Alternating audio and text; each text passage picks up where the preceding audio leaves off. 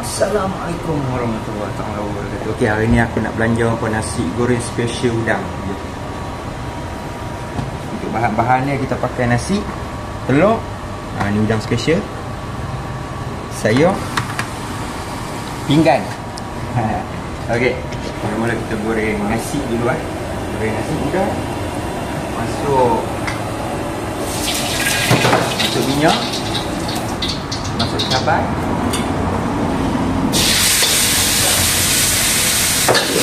ambil sayur, masuk telur, kacau sikit, bagi dia masak, dia garing sikit telur ni, dia masuk nasi, dan masuk sikit kita udang sikit, tidak sikit dan sedikit sos. Kemudian goreng.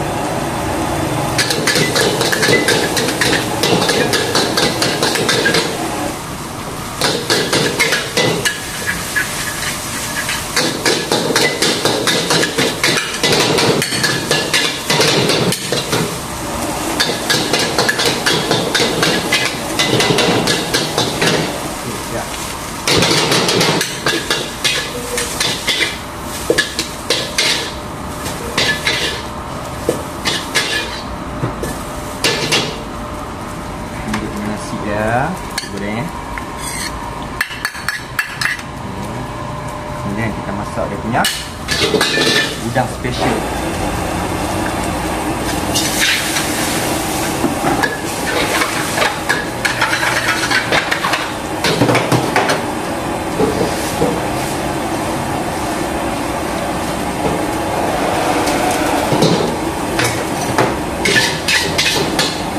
Kita goreng udang tu, goreng masak.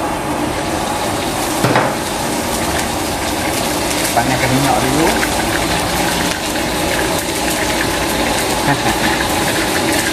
Udang.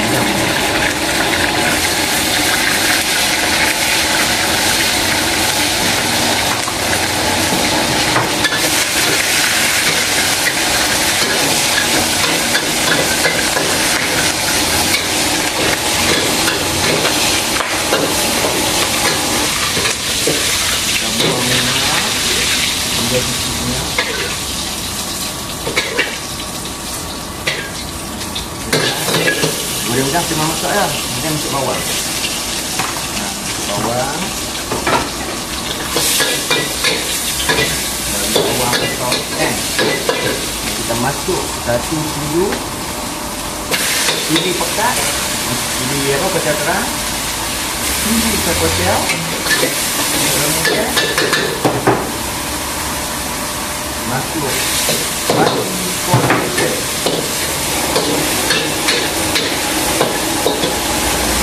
kemudian kita tumis bagi dia kering.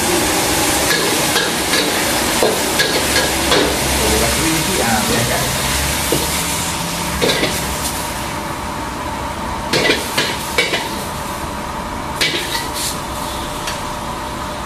Sebab kita nak dia bersalut lah. Bersalut baru syok kan. Okey. Kemudian kita dia ada telur ni. Tidak kita buat telur ni.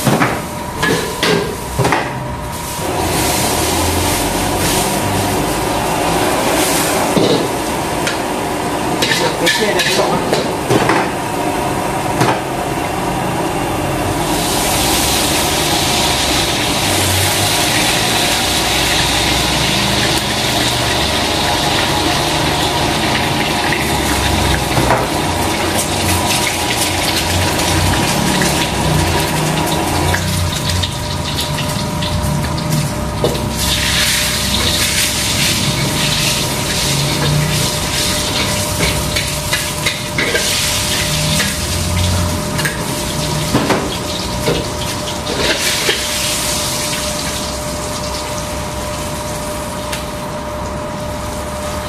Kualiti kuatir tak boleh goreng telur, dia rosak, dia jadi tak cantik, dia kena goreng kuali satu lagi.